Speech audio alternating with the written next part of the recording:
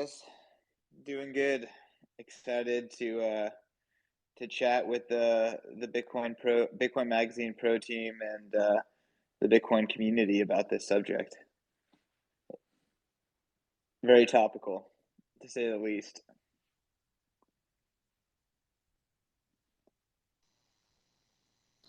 Agreed. This is going to be a great conversation. As always, my friends. I guess. Oh, go for it, CK. Well, I was just about to show some stuff, so I guess Hit I'll it. Bow, bow, bow, bow, bow, bow. That's my shilling music. I'm trying to give you accompaniment. Beautiful. Yeah, well, I mean, while we're waiting to get set up, got to give Bitcoin Amsterdam a shout out. It's going to be the biggest Bitcoin event in Europe, in European history. Amsterdam is obviously one of the coolest cities in the world and in Europe, and one of the cities that just has an amazing culture. I've thoroughly enjoyed visiting there several times, and they have an amazing Bitcoin community, an amazing Bitcoin history. So really excited to bring the Bitcoin conference to Amsterdam, to Europe, and to do it for real. PRQ, do we have a default promo code that we're using on these spaces for Bitcoin Amsterdam? BM Live. There you go. So use code BM Live. Give these guys some support. Make sure to be at Bitcoin Amsterdam. It's going to be an absolute blast. If I could compare it to any previous Bitcoin conference, it would be Bitcoin 2019, which is still in my heart, my favorite Bitcoin conference I've ever been to. It was really special. There's something really special about Bear Market Conference. And I also got to give a shill to the print Bitcoin magazine. I've been getting deep into our back catalog of Bitcoin magazines. There are 25 issues of the Bitcoin magazine. You currently can get your hands on a quarterly subscription on our website. That's going to be the best deal. You can also purchase any of the back catalog except for issue 2, which is sold out. And yeah, those things are incredibly, incredibly scarce. So get your piece of Bitcoin history. Recently, someone swept the floor and just picked up every issue that was under $1,000. So that is something that people are doing these days with the print Bitcoin magazine. So don't be too late on you picking up on part of that collection at store.bitcoinmagazine.com. And yeah, make sure to get your subscription for all the future issues. We have a new issue dropping very, very soon. I think September is when we're hitting the print.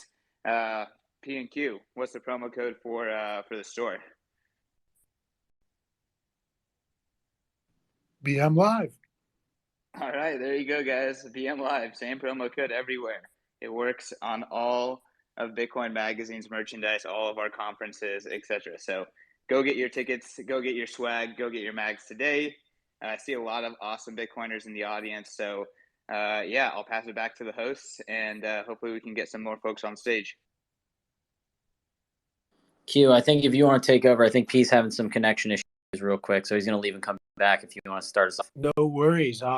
I see that we have Dylan and Sam and Checkmate. I'm going to just turn it to the three of you guys and walk us through. Dylan and Sam, I know you guys have been working off of some work that Checkmate recently released. I'm going to sit back and enjoy, and then once we're let you guys sort of talk it out, we will be bringing people up on the stage to ask questions. So when you do have a question, feel free to request. We're not going to pull people up, though, until these three sort of explain everything that they've been working on. So, gentlemen, I cede the floor to you. Check, how's it going, man? Did your kind of complication turn up, or your event that hey, you guys. Yeah, so I'm sorry, I'm just coming. Can you hear me all right? Yeah. Excellent. Yeah, I just came out of the gym, so if it breaks up or I'm panting, that's why. So yeah, I mean, it's been a bit of a beehive kick, as you've probably seen, which is good, right? I mean, putting out a bit of critique on what's been going on over there in the crowd, and getting a bit of feedback. I mean, I think it's been certainly an interesting response to kind of see what's come out of it. I'll admit that personally, I'm a little bit disappointed by the response, in the sense that it kind of signals that there's some of the thought maybe hasn't gone into it as you would kind of expect for a $230 billion network. But you know, it's been an eye-opening experience. I think it's the first time that I've seen in some time that a few people have been kind of scratching their heads. And there's also the political element, right? That this merge is a month away, and the question is, what do? in such a short period of time? Is it enough of an issue to do anything? Is this weak subjectivity, social consensus thing, UASF, is that really a path people want to go down? Do you deal with it as an engineering or a political decision? I mean, this is good because I'm sure many people in this room, myself included, by the way, I wasn't around for the 2017 scaling wars. So to kind of see a little bit of a microcosm happening elsewhere on a different chain is good to see, because these are social beasts, these networks, and getting to see them play out the scale is a big thing. So enjoy it while it lasts. Yeah. So check. Sam and I, we've been talking and thinking about how to kind of approach our evaluation of ETH and proof of stake, and we're a Bitcoin focused and we're a Bitcoin first publication, but just the reality is, you have people claiming, and whether we agree or not, that this is the biggest event in crypto history, right? And so to evaluate it at an objective level and to pick apart and say, why is this from a design perspective, from just a political perspective, why is this maybe not the best idea? And really, like, what are the weak points of ETH? And so I'll run through just a quick list, and then maybe if you want to like dive into them, and we can have some discourse around that. So I think for us, we kind of highlighted a couple things. It was the increasing reliance on centralized stablecoins, which are your real world assets, kind of issued to a liability on chain, right? Stablecoins issued by Circle, and the whole and everything that happened over the last week, right? With the kind of the sanction list, the Treasury coming out, OFAC. These are things that the privacy crowd has been highlighting for a while, and just really the kind of the free capital movement supporters. And stable coins, obviously aren't censorship resistant, but we really have never had a real world test, especially ETH and the whole DeFi land. So that was an eye opener. The next is understanding the proof of stake mechanism, and what a validator is, and really the increasing centralization of these staking services because of the incentives that kind of lie with it, right? You refer to it as Timmy on a laptop doesn't want to spin up 32 ETH, especially in a world where ETH is say $5,000 or $10,000, which is a complete possibility. No one wants to do that on a laptop and risk doing it wrong and not being up to date with the docs and getting slashed, and losing their stake because they do it wrong. I'd rather have Binance do it. I'd rather have Lido do it, which gives me actually a liquid token back. So that's the other one is kind of the centralization of stake. And what the incentives that lie with that. And then I think we kind of particularly are focused on Lido and the liquid staking, and we're kind of digging into it a little bit today. And the vote that Lido had to actually limit how much stake they had, right? To limit how much stake they could have a percentage of ETH on the network. And the vote was conducted using the Lido governance token, which is the top 1% of addresses hold 95% of the supply, and it's all U.S. VC firms, the biggest names in the whole crypto bunch, right? So just kind of evaluating all of these things and saying like, hey, this new mechanism, which is this supposedly this kind of innovative thing that these guys built with their bare hands over the last years, it's really kind of a system that may be prone to political capture. And here's why. So am I missing anything, or did I kind of cover just a brief, most of your points there? Yeah, no, I think you did cover most of the points, and I think the important part is that, and this is the cost of complexity. And the cost of complexity is that you have engineering teams working on many, many facets, and what you really need is a very, very competent and very skilled team, really overlooking all of these elements to see, you may be solving the slashing problem over here, but does that open up another problem somewhere else, right? More complexity, more attack surface. Makes sense. Now, my view on this whole thing is there's kind of a political layer and there's a engineering layer. So the engineering layer is actually solving these individual problems and, validators and all this type of thing. But then, again, I'm walking, so if I'm panting, that's why. Matt Odell has been for a very, very long time. That the reality is that people just want convenience, right? They just want to put their stake somewhere that someone else can deal with it. People are very good and desire the delegation of risk. They also don't trust themselves. I mean, most people are just not technical. I myself am in that boat, right? I don't want to put $320 on my kitchen counter. It's a lot of money, and it's a big it's a big ask. So I think the underestimation, of the social layer of the average punter wants convenience and wants to delegate risk. The result of that particular impact is that you do get this centralization. And then you layer on top of that Lido, right?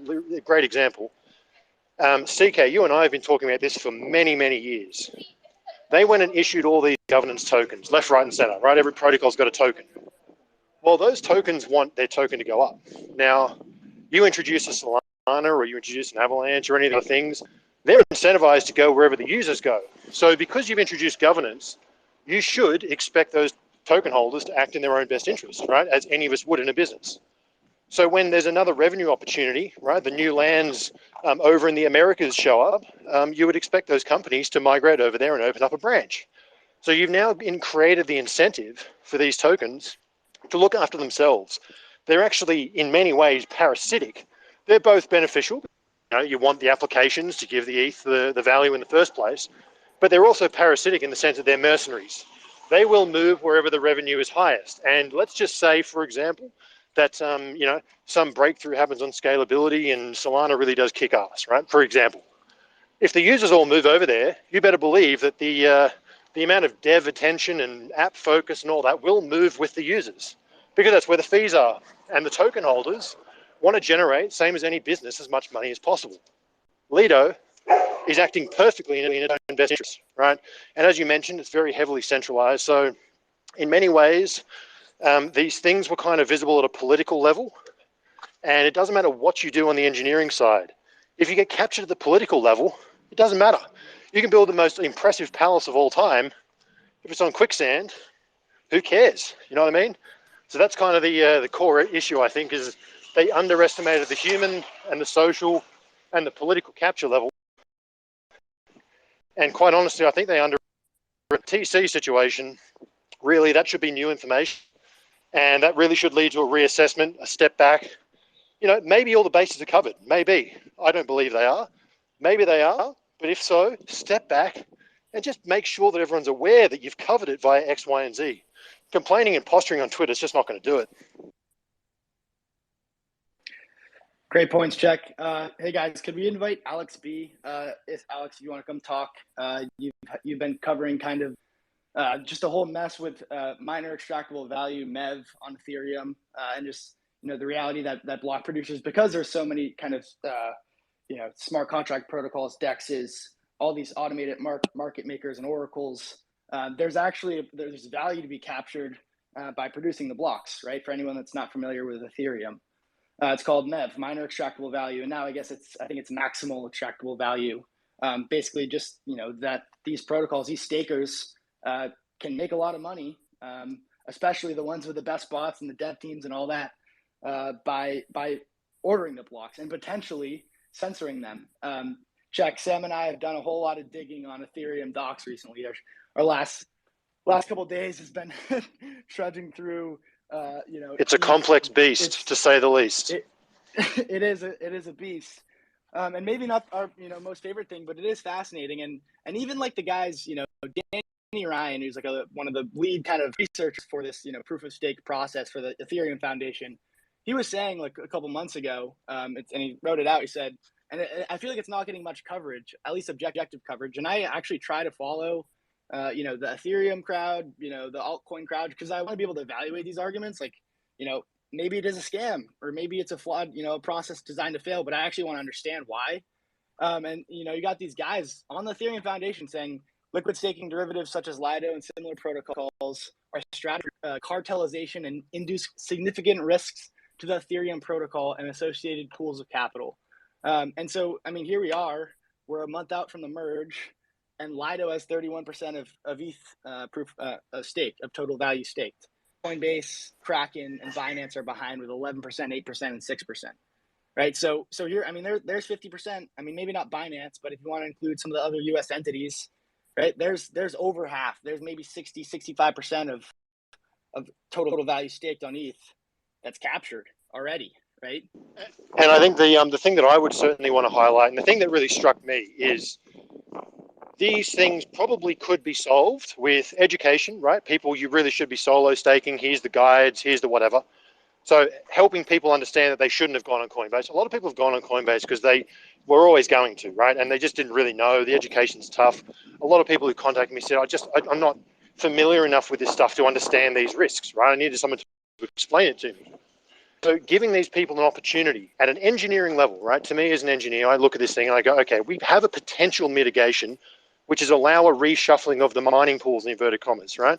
Allow that reshuffling to take place off the back of education, so on and so forth. To me, that's what should happen. They should push the withdrawal code, allow people to reshuffle, negate the risk completely, and then merge.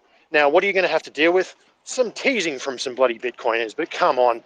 I mean, if all you're worried about is a bit of reputational damage, wait till you have to slash Coinbase because something went wrong because you left the door open. Just close the door, put the lock on, right? And then do your merge. Put your bloody pride aside and do the correct thing from engineering risk management perspective. That's my core view. It's like deal with the risk before you go into it. Don't leave them an unknown window where something can happen. It just makes no sense. And for those that aren't aware, check, you're actually an ETH holder, right? I mean, you have a significant portion of you have what, you said 20% of your net wealth in ETH right now? Yeah, 20%. 20% I've held, Yeah, and this is the thing, right? I've held it since 2020, or in fact, I've held it from before that, but I grew it a lot using DeFi tools. I'm well and truly versed, right? I've been there for DAI going up and down, breaking, makers governance, all this kind of stuff. I've been floating around since Uniswap was one Gwei. So, you know, it's not like I don't know what I'm talking about. I spend enough time. I've been around long enough to know how these things work. There's a lot of ETH maxis who just call me a bad faith actor. Well, go stuff yourself. You know, when I look at this thing from an engineering perspective, you've got a risk. There's a solution pathway. Fix it, then merge. Put your pride aside and stop gambling with user funds. Want to say hi to Alex. Thanks for coming up, man. You've been covering. I think your pinned tweet is back from summer 2021 or maybe before that, but you've been covering this for a long time. Before I even really understood what MEV even was or meant, you were dropping some heat. So how's it going, man? Cheers. Hey, good to be here. Thanks for the intro.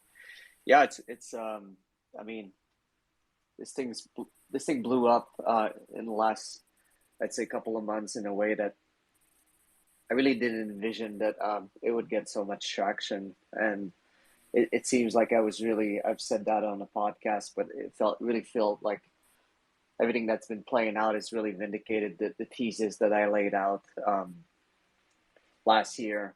It's been almost a year now.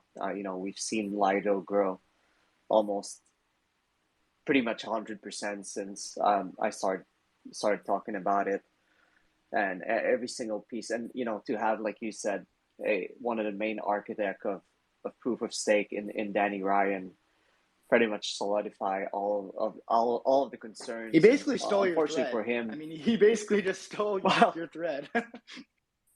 Well, I mean, to his credit, and a lot of people did a lot of groundwork in terms of putting my thread, which was certainly a little bombastic and trollish in more consumable format, perhaps for other people to consult and try to internalize. So I think it was these, and there are a lot of things. There are a couple of things also that he thought I haven't in my thread. So yeah, like I was going to say, the unfortunate thing for him is his conclusion was that the only way out was pretty much for Lido to limit its growth, which we've seen isn't likely to happen anytime soon. They actually voted on that over the last month, and it was a landslide in terms of Lido token voters.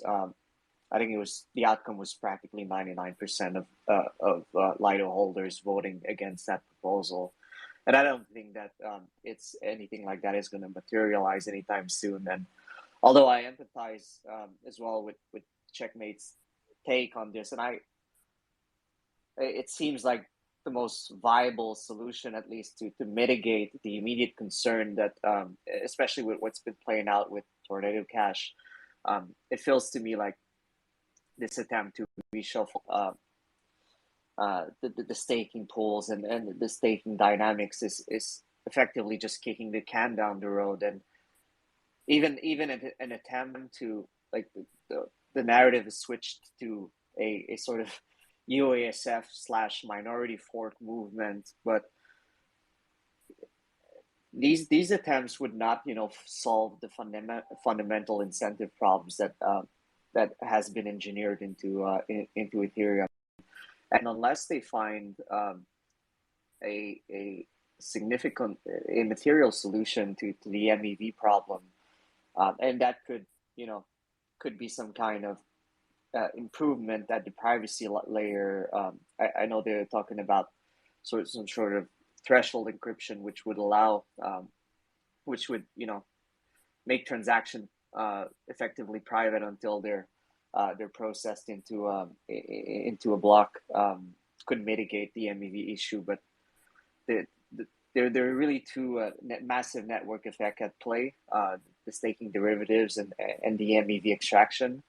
And it's hard for me to see any kind of a future where, regardless of the fork, regardless of whether there's an anti-USG fork that gets spun off ETH, there's always going to be that tendency to centralize into potentially monopoly block producer, which then the USG will just have to target this one next.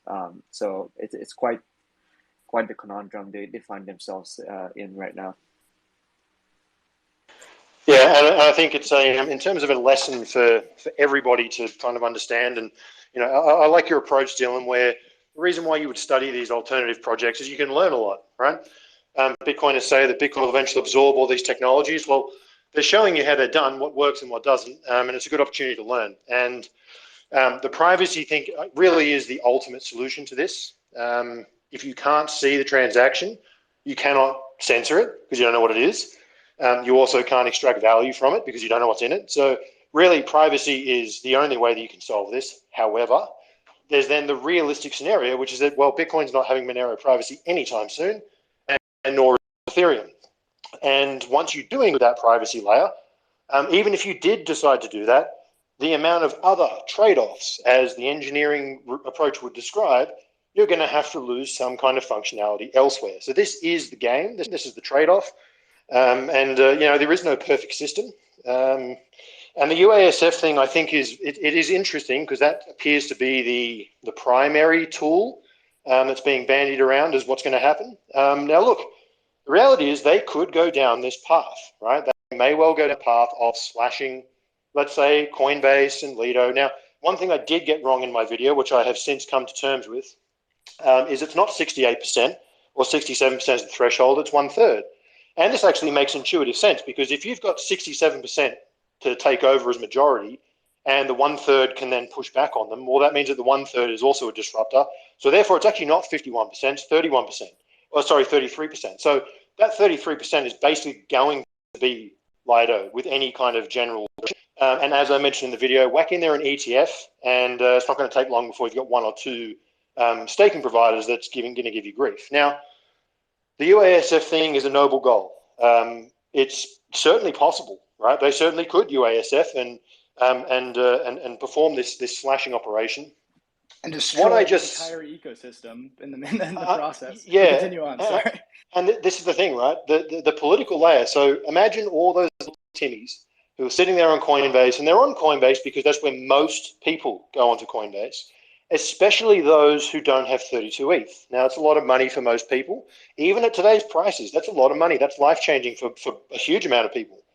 So basically, anybody who's not an early adopter of Ethereum, who is, once you think about who's actually fighting this fight on Twitter, they're more or less people who are probably been around for a number of years. They've been stacking ETH for many years. They've probably got 32 ETH. They're probably also motivated enough because of their large holdings and their engagement in the community. They're probably more likely to be solo stakers as well. So if you go down this path, and I've seen some commentary saying, it's a price worth paying for censorship resistance and, bandy the black flag.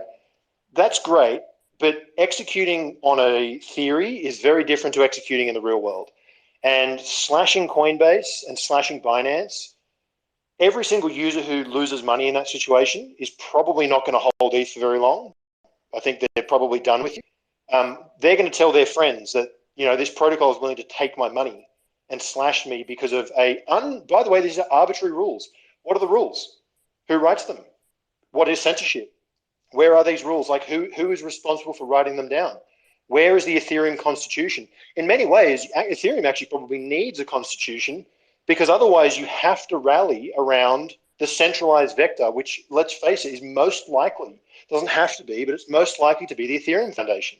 So really what this is doing is it's kind of the second version of the difficulty adjustment, where because we always have to have this UASF rallied around and ready to go, you could argue that Bitcoin has this problem as well with Bitcoin Core, right? Single implementation.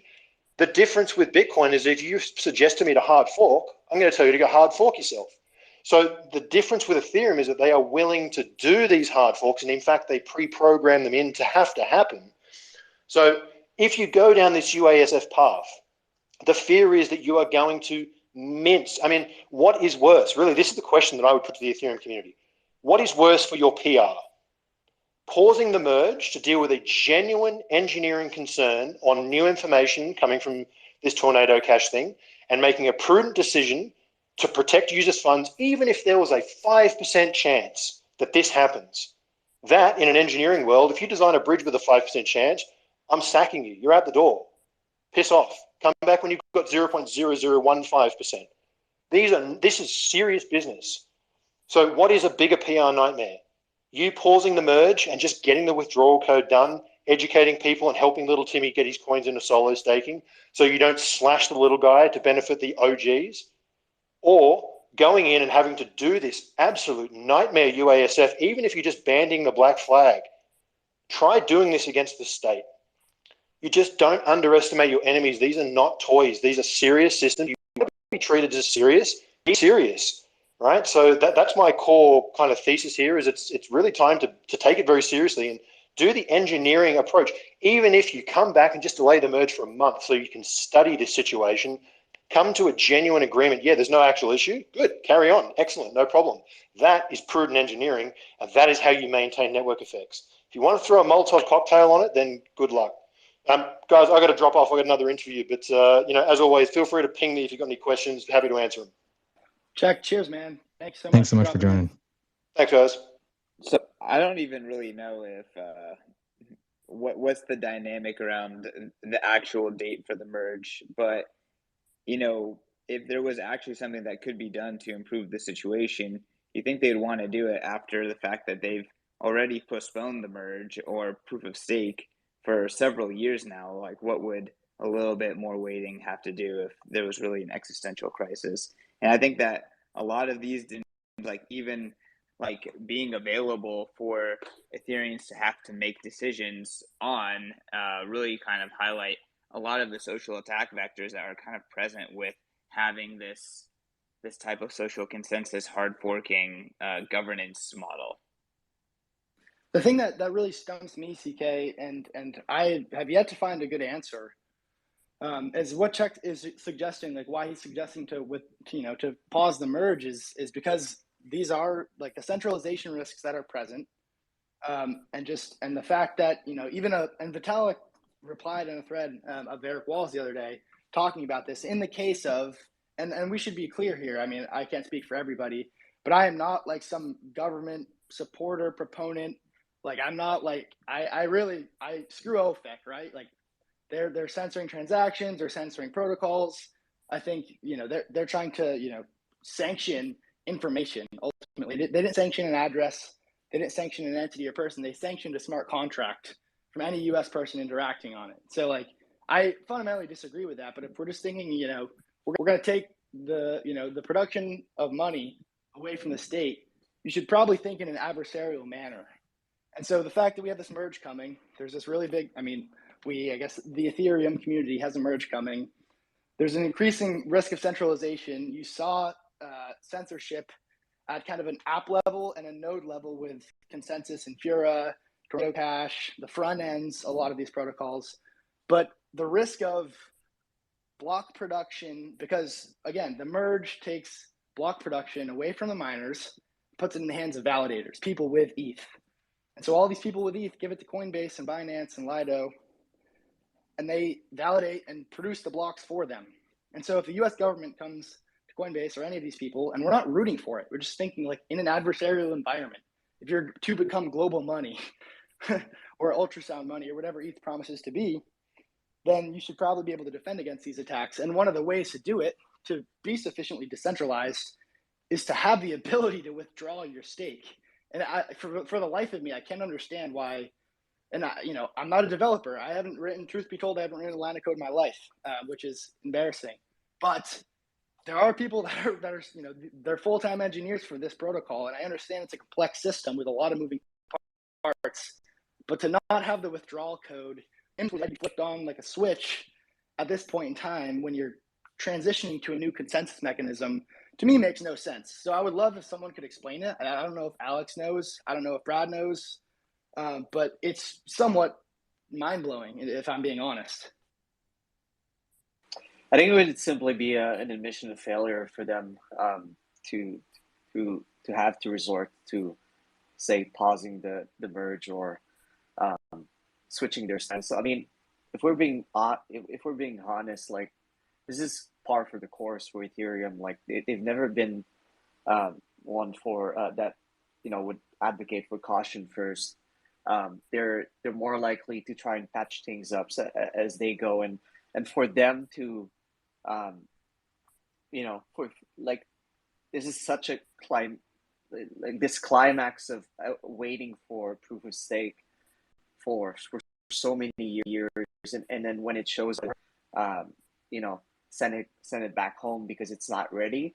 I'm not so sure that it wouldn't actually be the most costly option for Ethereum as a whole. Like, this would absolutely destroy, I think, a lot of trust that people put into that technology. So I really why the withdrawal why the withdrawal code is ready.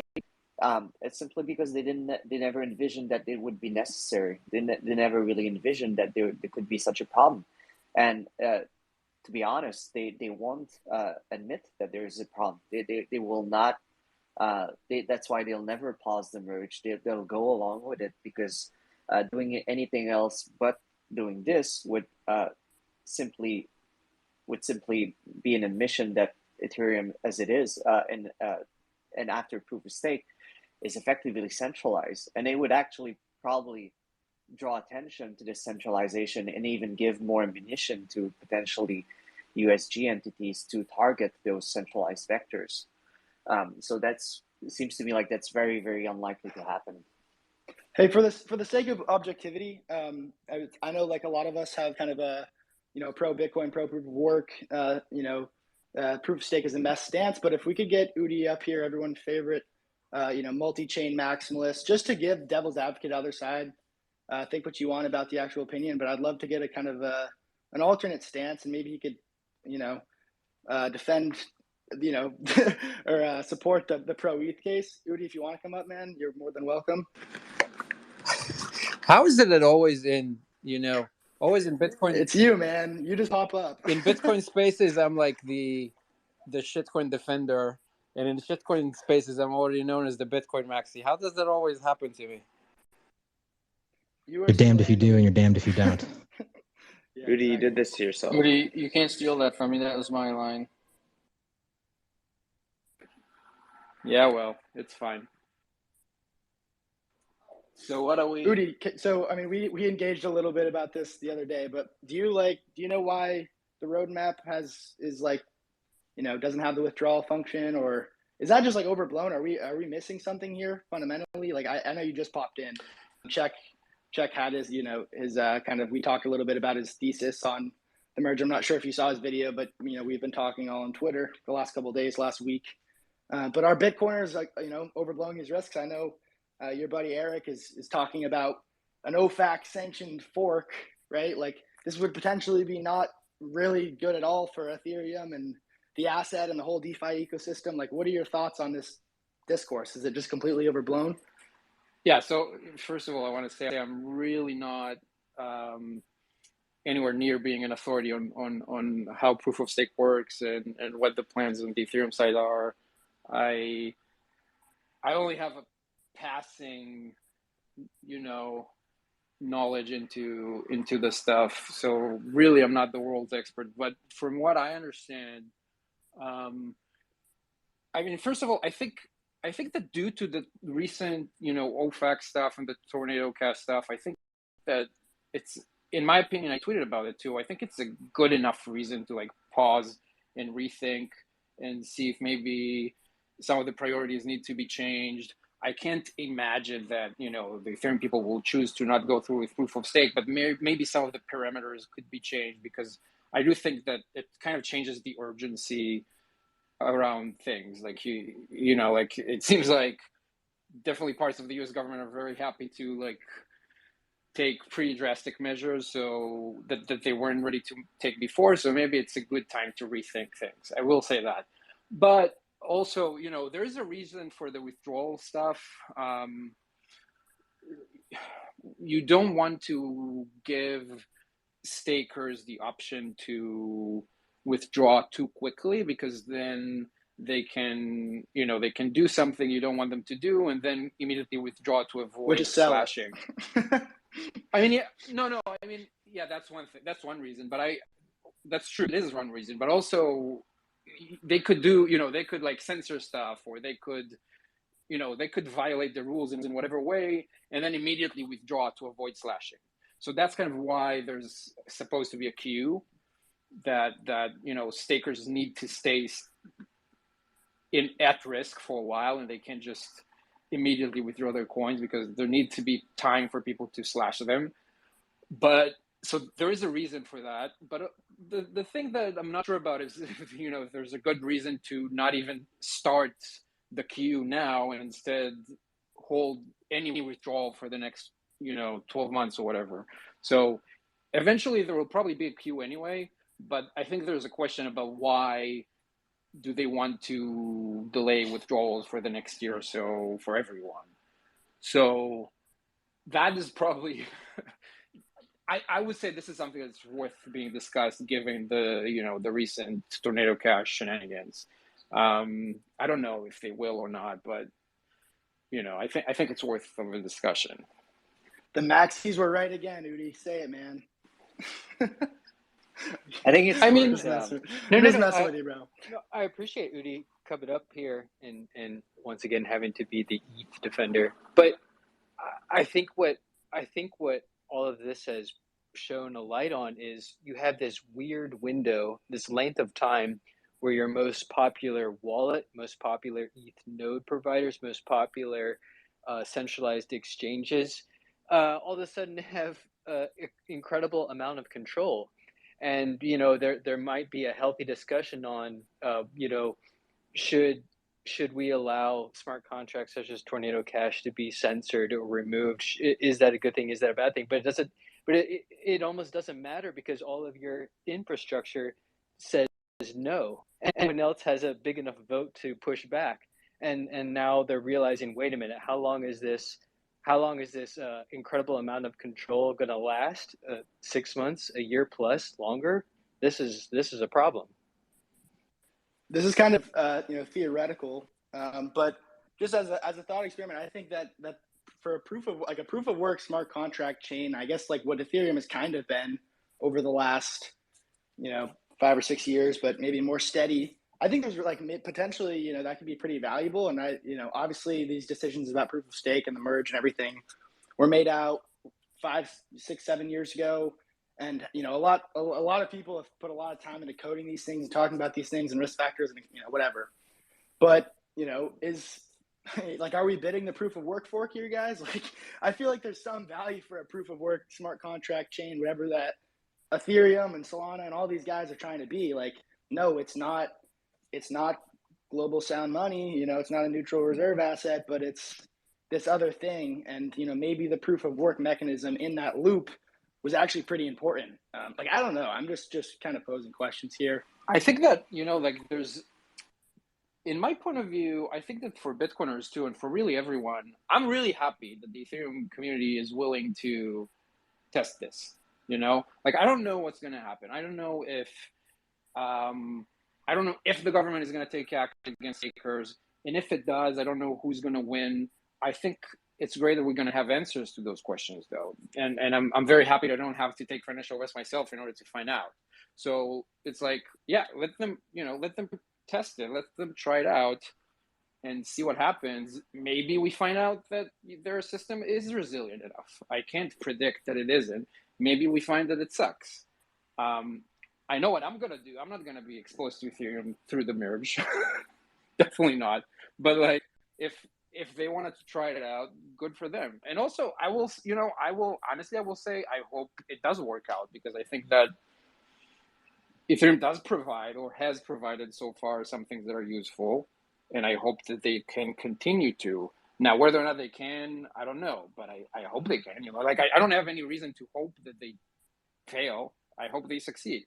And if they fail, I think we also earn something, because we learn and we know that we know what should be fixed, or that we should throw away the Well, what are entire you saying? approach altogether. You hope they fail or succeed at what, the user activated soft fork?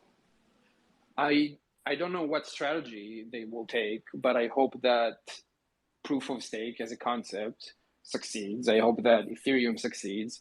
I hope that the applications that people use on Ethereum today can continue to operate. I hope so. I don't know, but I hope so. But why would we hope Ethereum succeeds if we know that Ethereum succeeding as its current state is like a Trojan horse for tyranny? Why would we hope that?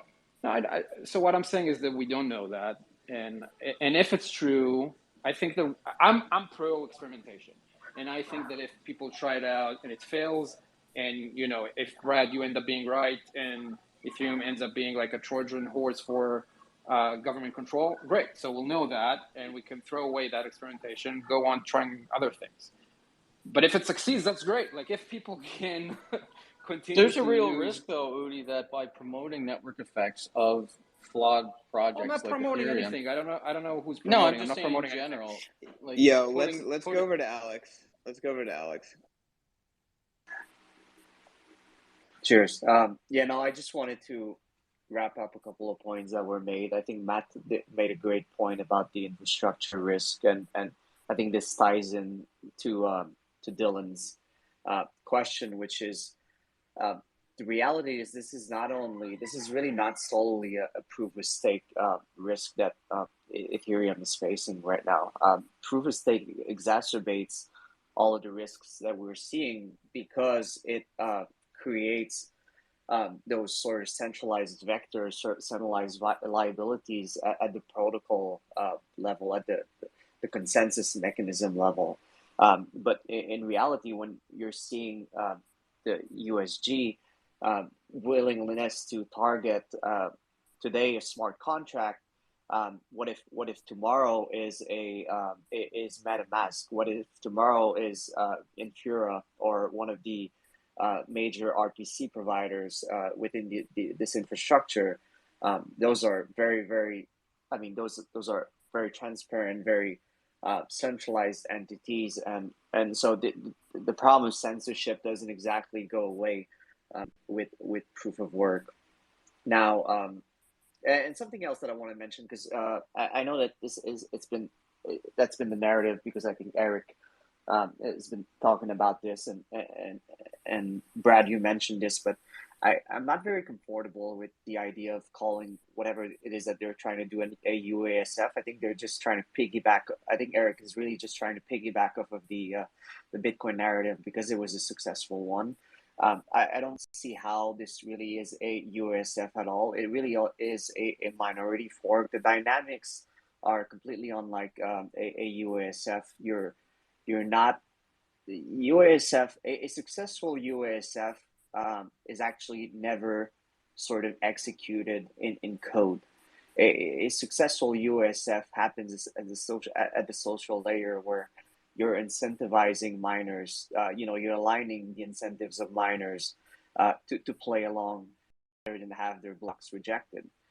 Whereas here, what they're talking about here via slashing, a third or 2/3 of the ecosystem is really a minority fork. And when you're talking about that minority fork, you also have to consider again the infrastructure part of things, where you're not only saying, you're not only closing the door to however amount of capital that will be slashed and the associated users, you're also closing the door on all this infrastructure.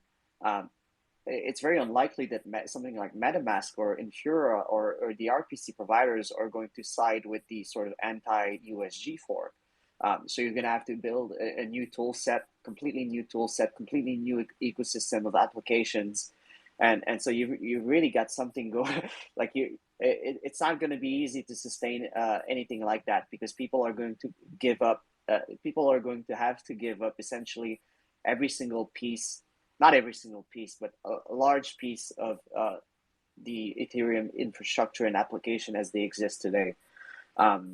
So yeah, I would like if we don't, entertain the UASF argument, because I think it's just I wouldn't say that necessarily that this was Eric's intent, but I think this sort of try to give some sort of I don't know. It's totally different from the Bitcoin story, because the Bitcoin story also was not only a bunch of people running nodes signaling for USF. One reason why USF succeeded was because it had clear economic majority backing it. I don't know that the economic majority argument is as sustainable in this conversation for Ethereum. It's really not clear to me. It's really not clear to me that even if we were to open staking withdrawals today, that the people over at Binance or Coinbase, are they even aware that the merge is happening next month?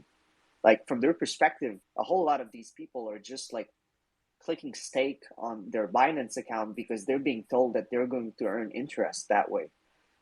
They're not necessarily aligned with the Ethereum decentralized ethos narrative.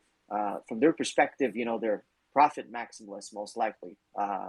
They're trying to earn USD, or perhaps they're trying to earn more ETH because that's their speculative play.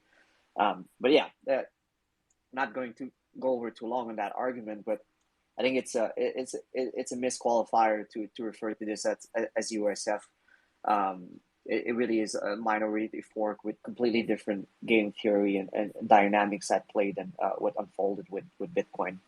And maybe perhaps to wrap this up, but I think from a Bitcoiner perspective, also, like, one of the things that's been very educational for me and very interesting is that like Udi is right, that there are a lot of lessons to learn from this. And one of the main lessons that I think a lot of Bitcoiners have awoken to in the last year with regards to what the risk that MEV represented to for Ethereum is, okay, well, what are the opportunities for MEV in Bitcoin, and how can we manage this in a way that we don't introduce those risks at the consensus layer? And there are things that are being built today that have potential to introduce perhaps significant, if they gain enough traction, MEV risk to Bitcoin.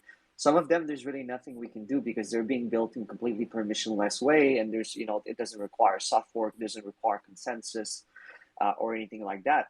But at least given that we have this experience of seeing how this thing is unfolding with Ethereum, we have the opportunity to start at day one.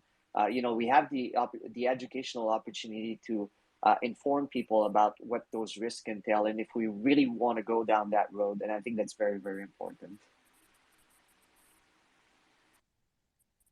I think the thought experiment of what would happen in the case of a fork, potentially, like what we saw with Circle and USDC just last week. I mean, it's interesting because Ethereum can be, it derives its value, like, supposedly from this DeFi network effect, financial infrastructure, permissionless, whatever the narrative may be. And it's true that you can do many, many things with Ethereum on the protocol level and with the base asset. than you can with Bitcoin. And anyone saying otherwise just uninformed or lying, right? But when you see this DeFi infrastructure with, at one point it's like $100 billion in stable coins, right? And especially with USDC, which is about 55 billion at the moment. I'm stealing this quote from Lynn Alden, but she said stablecoins are useful but centralized, and by extension, they centralize a network that becomes overly reliant on them. So, in the case of this rogue soft fork, where Ethereum, says "fu," maybe it's the Ethereum Foundation or the node runners, or I guess the validators in this case, say, we're not accepting censorship, and they fork off. Well, at the same time, that fork isn't going to have USDC. And it's not going to have, I hope it does for their sake, but it's not going to have DAI, which is, their algorithmic centralized stablecoin that's 55% reliant on USDC. Like all these things, the minute they fork, and we'll see it with the proof of work fork that probably happens when the merge occurs, someone will fork it off, and the whole ecosystem that's built on the Ethereum fork will implode, right? All the DeFi protocols liquidate, margin calls, the whole 9 yards, and it'll be interesting to see if anything of value can be rebuilt there. But just in any contentious fork environment in the future, which may or may not happen, and from government pressure that may or may not come, what happens to all this infrastructure? It's a pretty complex and interesting thing to think about. And I certainly don't know how it's going to play out, just like Udi said. But just kind of weighing these potential scenarios, there's certainly risk factors. I think it's more involved than they're just saying they won't have USDC on a censorship-resistant fork. I think so. Surely USDC is going to have a strong voice in that debate, right? And honestly, US Circle is partnering with Coinbase. They're both kind of sort of running USDC together. So if someone is going to try to slash Coinbase and all of their users, I would assume that USDC would try to side with Coinbase on that argument, probably, because they're really tied very, very deeply together. But also, USDC and Circle and Coinbase do have legal liabilities to USDC holders. Maybe they're not as liable as some regulated bank would be, but they do have some liabilities, and it's not like they can do whatever the hell they want.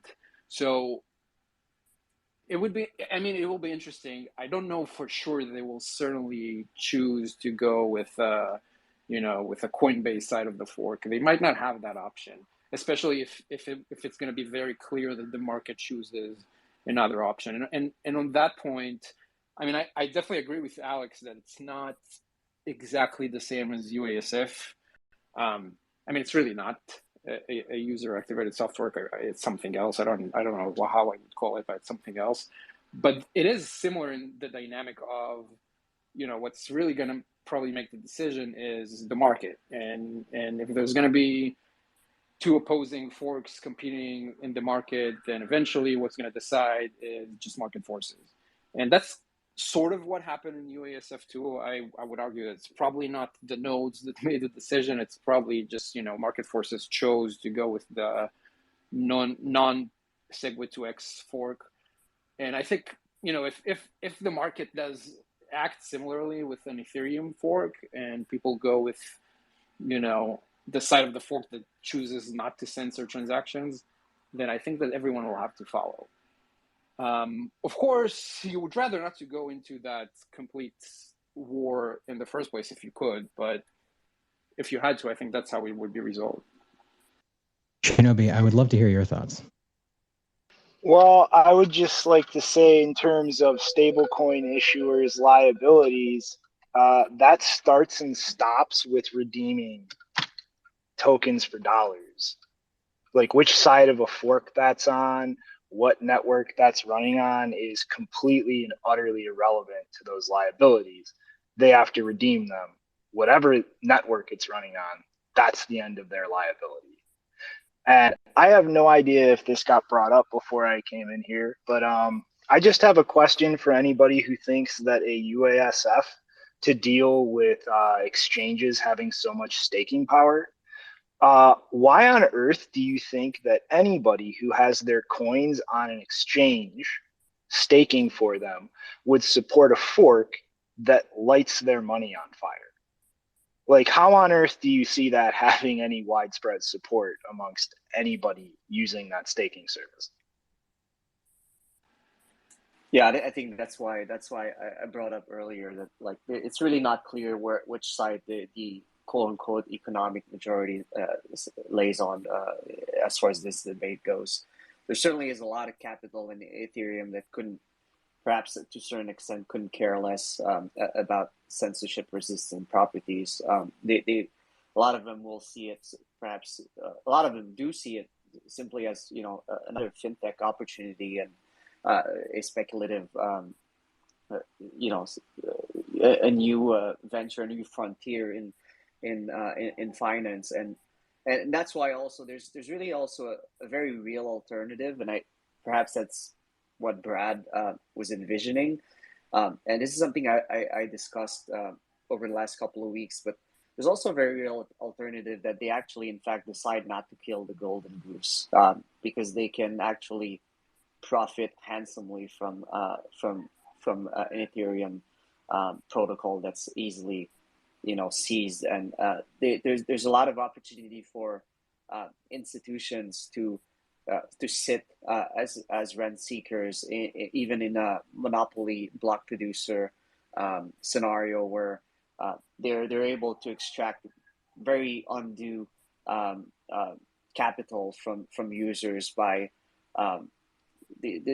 there's it's really there really is a whole there really is a lot of details and aspects that are a lot of people are not familiar with, but when you're considering block producer scenario, you can envision censorship markets at the MEV level where you can give priority to certain participants to be able to allow them, you know, to capture these economic opportunities rather than others, and you can create a market for that where people are actively bidding against each other to try and capture these opportunities, and who profits from that is the validators, is the Lido protocol owners, and so I think the censorship, like the immediate protocol level censorship narrative, might be overplayed, and that is obviously because of what unfolded with Tornado Cash. But there's also a scenario where they decide to, you know, to play it a little hands off because they see. I mean, if you decide to let Ethereum quote unquote succeed, you allow yourself, if you're sitting on the throne, to extract an potentially immense amount of value from that. And I would be very surprised that they're not seeing this opportunity and they're not actively considering it. I'm not saying there's some sort of massive, you know, conspiracy at the U.S. government level, but certainly there are very, very powerful and wealthy institutions already entrenched in the Ethereum ecosystem. Like I think Dylan, you brought up the tweet the other day, just today actually, where J.P. Morgan was reported as having a significant stake in Pura or in Consensus, and so, you know, they have active interest in not flipping the switch off on this experiment right away, because there's certainly a big runway for them to you know, to add, especially those kinds of institutions, you know, which certainly have their days, their brighter days seems to be behind them, and having the opportunity to sit again as the decision makers in this new paradigm, it could be very, very tempting. D++, welcome to the stage. I'd love to hear your thoughts. Oh, hey, yeah. Well, I just joined, so I don't really know exactly what's going on, but I don't really understand how proof of stake solves the problem of forming consensus in a decentralized distributed network. And when I say that, what I'm describing is the Byzantine generals problem. And that is what proof of work solves. Specifically, that's what Bitcoin solves, which is the proof of work chain with the most work. So I guess I'm a little confused. I don't understand how proof of stake can solve that, because if a stakeholder signs off on the state of a ledger, they didn't have to produce any kind of work to do so, meaning they could simultaneously sign off on multiple states. So if you're in a distributed network that has no so-called central authority, where do you look? How do you know which record to look at? You wouldn't know where to look, and therefore it would just be complete chaos.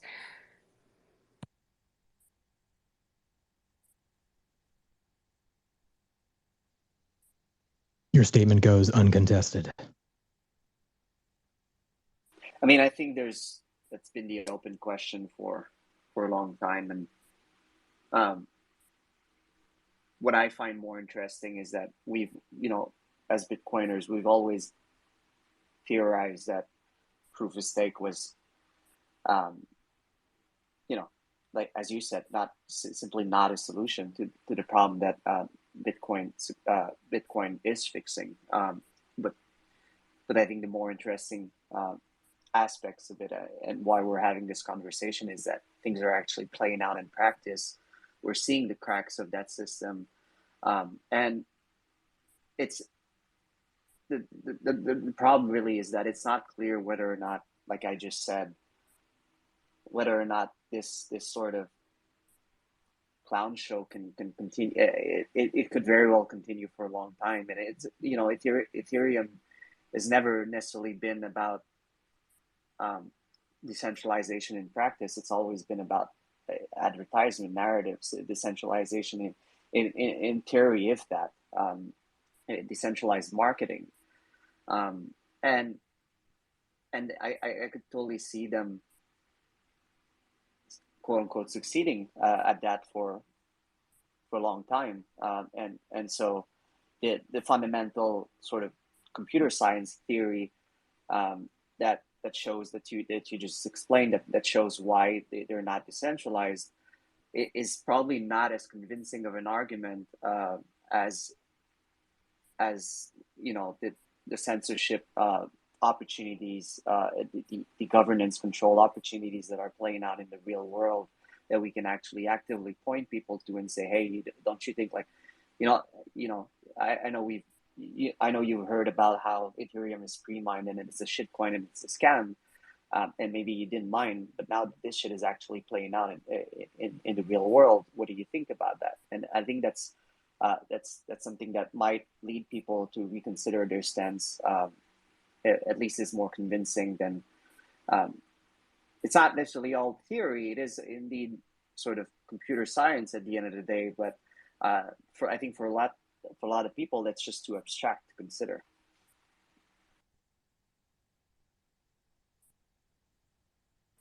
Brad, do you have your hand up, man? Yeah, I guess that's kind of where I've been coming from with my criticisms of Ethereum, like for the last 2 to 3 years, ever since like DeFi summer 2020, when all my crypto friends were like telling me about these food Ponzi's they're making hundreds of thousands of dollars on, and you can earn money as a AMM provider and all this. I was like, okay, well, there is definitely something happening there.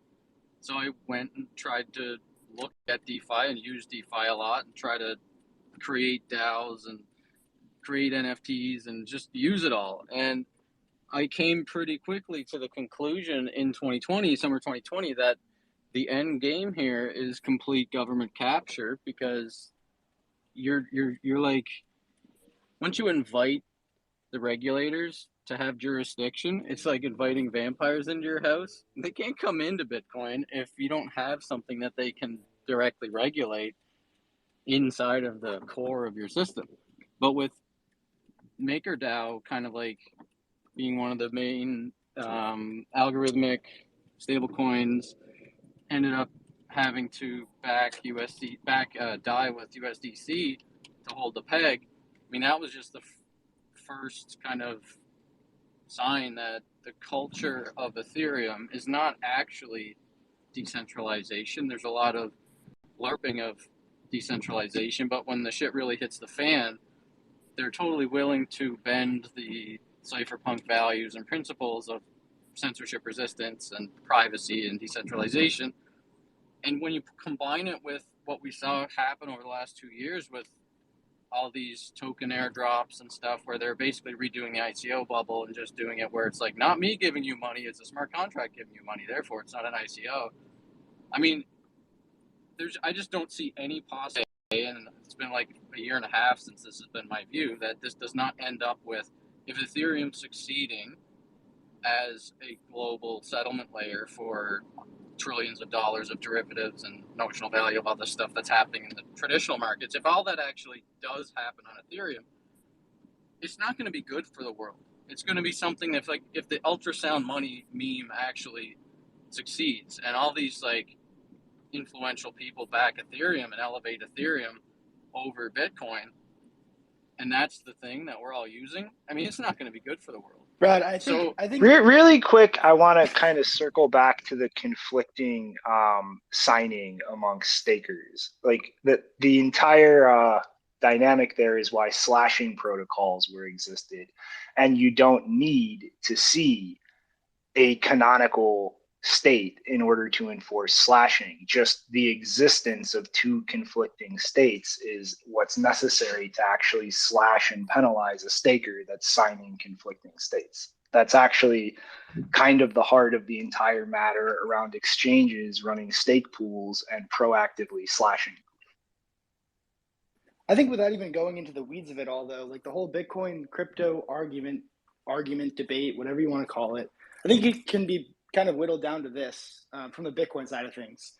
It's like Bitcoin was an engineering solution to a computer science problem that existed for a long, long time, which essentially was, the double spend problem. How do you send value trustlessly across the internet?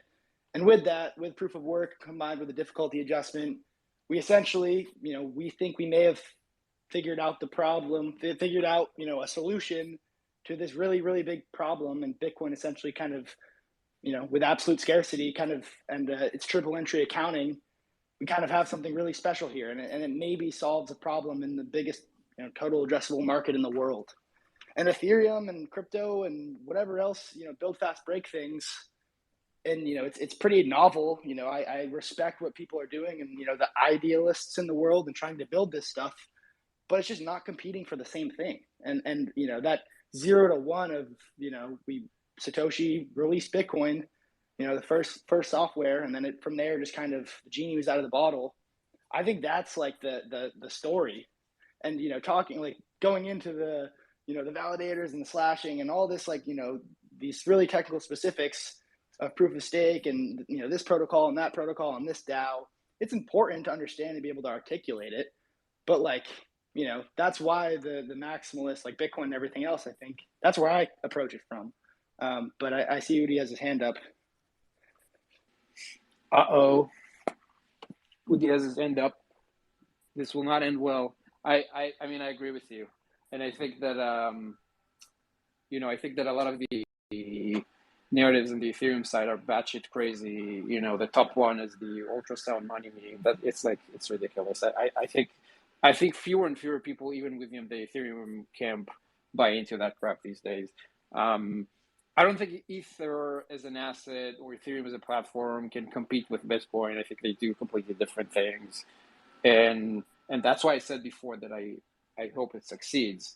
I mean, I do hope that Ethereum manages to be a censorship-resistant platform for DeFi apps.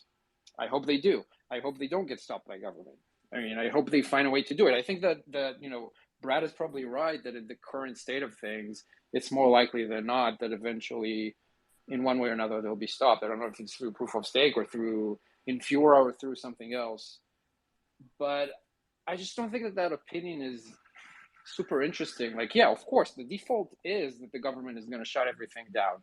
But the value is in trying to figure out a way that they don't, and trying to find a way to, to combat the many different ways that the government can can stop things. Now, the way that Bitcoin does it, which is fabulous, the way that Bitcoin does it is by just optimizing for resiliency and not agreeing to take any shortcuts anywhere. And I think that's the right choice for Bitcoin as money. But because Ethereum isn't money and it isn't going to be money, and it's trying to be a platform for apps, then it probably needs a different set of trade-offs. And I think they're trying to find it. I don't know if they're going to find it with the merge. I don't know if it's going to be a step back or a step forward. I honestly don't know, but I think it's great that they're trying to find it, and I hope they do find it. You know, I think that's a reasonable position to hold, and I think it would be good for us Bitcoiners too if they manage to find a way to have a censorship-resistant platform for apps. That's great. Now we can use Bitcoin in those apps. You know. So I hope they do, and if they don't, I hope someone else does. But I think that this is the reason I'm excited about all of this, because we're going to have answers soon. So this is, in my opinion, that's great. But I mean, Udi, if it's not trying to be money or an asset that accumulates and retains value, just a utility platform, then like think about the circular logic there. There will be no demand for that asset economically except the bare minimum necessary to use the platform, where that asset that will have spiraling lack of demand down to the bare minimum necessary to use it is what actually incentivizes the security of the platform itself. So the dragon starts eating its own tail there. Like if it cannot be an asset that maintains monetary value, then the entire system starts collapsing in terms of incentives. Yeah, so I said this before, and I'm happy to say it again. I'm not that bullish on ETH as an asset, and you're right that Ethereum as a platform probably needs ETH as an asset to function. So what happens if ETH goes down and can't support the platform? I don't know. That's a good question. I don't know what happens. I think that the interesting thing is that they can keep changing. No, well, the thing is they can keep changing it. So and they did. So they change ETH as an asset all the time. They recently changed it like a few months ago, and they're changing it again now with the merge that has economical influences on the asset itself. And they'll change it again in the future, I have no doubt. Now, if you look at ETH as an asset 2 years ago and compare it to ETH as an asset today, it's certainly more attractive to be an ETH holder today than it was 2 years ago, because 2 years ago, there was literally no reason to hold ETH because there was no sink into the value of ETH. And now there is. And maybe in 2 years, they'll come up with more of those. I don't know. I have no idea. And I tend to agree with you that they probably will not. But I think that they'll try to. So I hope that they'll find a way. I don't know. I don't know what it's going to be. I hope they find a way to sustain ETH prices. I hope they find a way to support the ecosystem. If they don't, I mean, okay, so they don't. But I'm hopeful because I want this stuff to work. I don't want it to fail. No, but do you not see the inherent contradiction in everything you just said? You are bullish on ETH as a platform. ETH is not trying to be money, yet without it being money or having a monetary value, it will fail as a platform. No, it literally cannot succeed without that. No, that's probably not true, because there are other assets that can be valuable other than just money. You don't have to have monetary value to your asset in order for it to. Udi, I don't stockpile McDonald's gift cards and store value in them. No, I buy exactly what I need to get my lunch for the week, and that's it. It's not really about what you stockpile. There are a lot of people in the world that they own a lot of types of assets, and people own stocks, and people own real estate. People own a whole bunch of types of assets. Maybe they will want to own ETH too, even though it's not money. Maybe, I don't know. I'm not saying they will. I'm telling you, I'm not bullish on ETH, but maybe they will. So I'm not. Why? Like you own an asset to either use it or speculate on the fact that you think other people will use it. So think about it.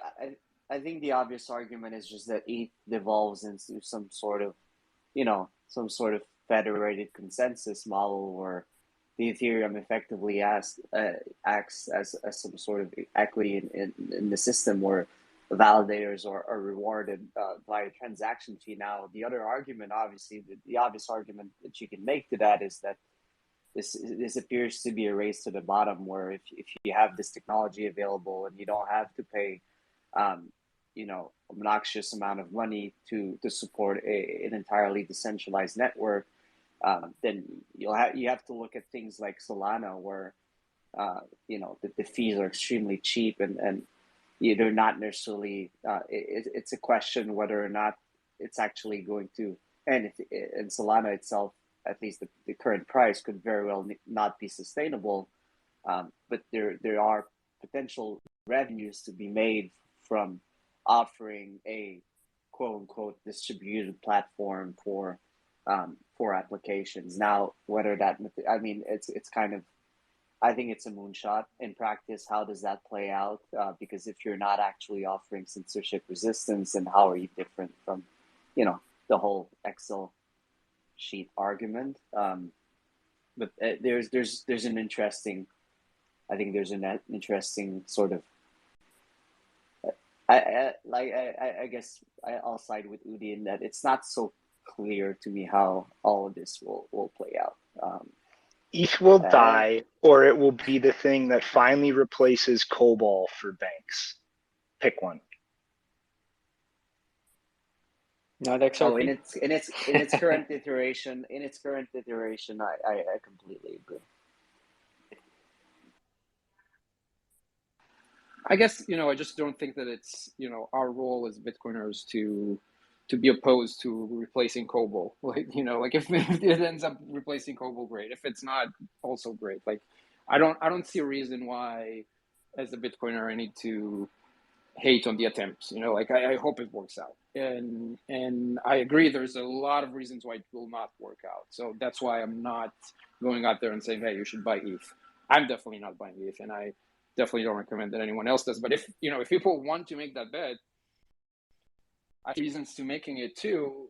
And the discussion is good, but I think it's good for us if it succeeds. Like obviously, like COBOL sucks. The banking infrastructure sucks. I think if it's replaced by something that's good for Bitcoiners too. So like I'm hopeful. I'm not saying I'm bullish, but I'm hopeful. But I think that, like, I don't have any problem with that perspective. I just think that the challenge is that we're not discussing like why the Byzantine generals problem solution is important well enough yet. And really it's a function of settlement, right? Like the movement of information from one set of hands to another set of hands, with a level of assurance that is mutually agreeable to both parties. In a trustless manner, like that value proposition of that information transfer, like is the thing that's happening that is so important.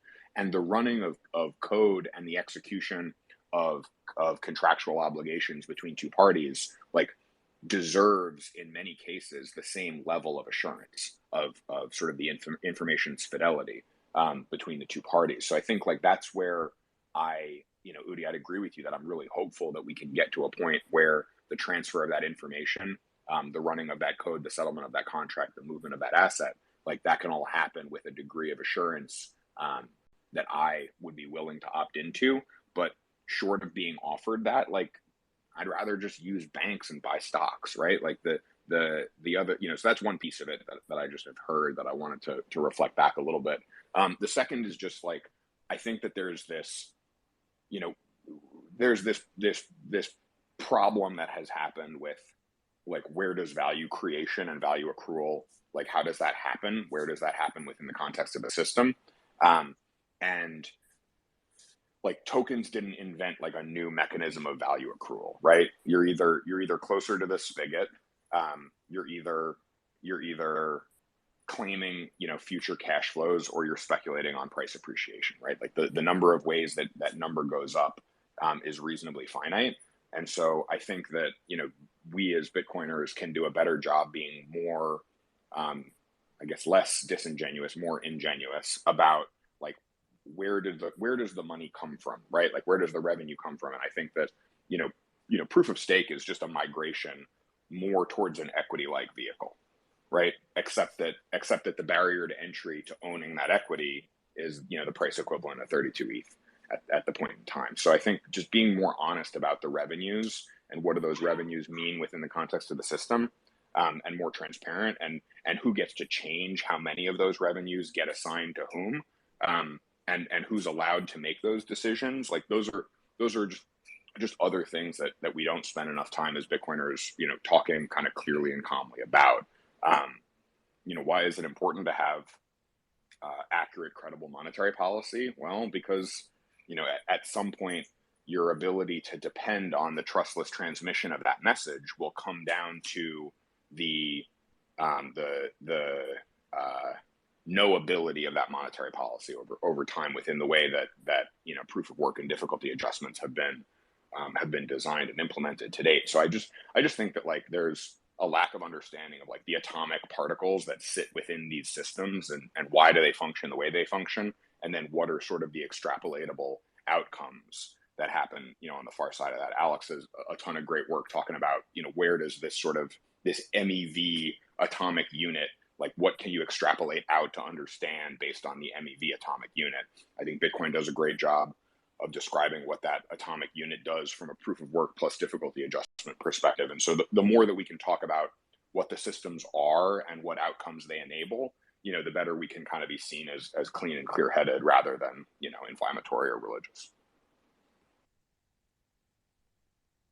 I think those are all great points, Harry. But it feels to me like we're so staunch on sometimes on trying to differentiate crypto and Bitcoin, and we're so adamant that they're different. But it also feels to me like we're ourselves kind of muddling the debate by this whole sort of Byzantine generals problem. Sure, that's necessary if you want to have money, but not everything requires that type of fault tolerance. And so I think there's a design space for strictly sort of Byzantine fault tolerance systems where you don't have obviously the decentralization and the distribution that you have with Bitcoin, but you have opportunities to at least remove central point of failures and disintermediate processes, financial processes, in a way that makes them perhaps not necessarily permissionless, but incentivize competition and overall probably results in just better products. I think when we say I'll just go to the bank and use and stocks and whatever, it seems to make the assumption that we cannot iterate and improve on that, and it feels like we should, but we're probably not there yet. And I think that's one of the biggest fault of Ethereum is trying to reinvent a financial system where when we really just haven't even gotten to the beginning of nailing down all of the UX points and adoption overall of the fundamental base of this financial system, which is money.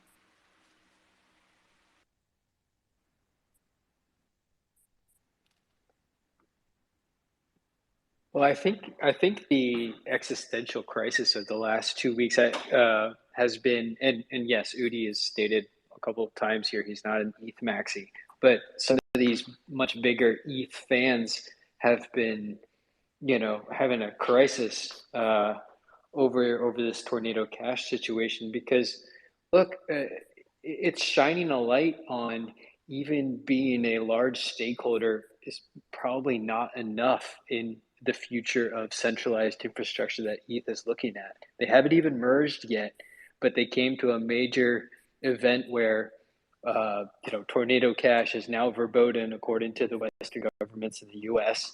And before they could even look up SDN lists and Google OFAC, their most popular wallet, MetaMask, their most popular used nodes, Consensus and Pure, and their most popular quote unquote safe stablecoin, USDC, banned it, made the decision for them, done, signed and sealed. Think about that for longer than 5 minutes, and how are you not just incredibly worried? Like, wait a minute, that's a situation now and we haven't even merged yet, that's a crisis. I think it's also like whether it's ETH proponents or altcoin proponents in general, like the whole marketing pitch of one decentralized whatever, right? Whether it's decentralized financial infrastructure, decentralized applications, decentralized finance, as well as proof of stake being framed as a competitor of proof of work, or a different consensus change, but it's better or more secure or whatnot. It's like kind of almost setting itself up for failure in a way. Like I think there's room for gas assets, whether that's Ethereum or Solana or AVAX or whatever it is, like these things, these chains, these execution mechanisms, but is there probably a lot of monetary premium in the altcoin space that isn't real liquidity, and it's going to get deflated over the next decade against BTC? Like I really think so, and that's fine. I think that's just kind of the point or the frame that I try to come from when talking about these things, because I comment on the Bitcoin and the crypto space, and some of the stuff, like it's a novel idea to build this and to try this stuff, but is a lot of the use case and user experience just pure speculation? Yeah, and that's fine to recognize that, but it's just fundamentally different than what is being built over on the Bitcoin side of things, in my opinion. Yeah, I think in that comparison to Tornado Cash that Matt brought up, I think there are two ways to look at it. One, for sure, absolutely, like the government decided that it wanted to stop this, and they mostly succeeded. Like definitely the volume in Tornado Cash dropped significantly, and I would say probably a lot of people are afraid of using it. It didn't drop completely though, like it still exists and still being used, and that's because it can't fully be stopped. So yes, you had Infura blocking access, and you had USDC freezing assets in it, and you had MetaMask not allowing access to it. You had the domain register of it shutting it down. So it's like hard to use it right now if you want to, but you still can, and some people do. Now compare that to the premier Bitcoin-based privacy solutions, like let's say Samurai and Wasabi. They both require like a coordinator server to function. If you take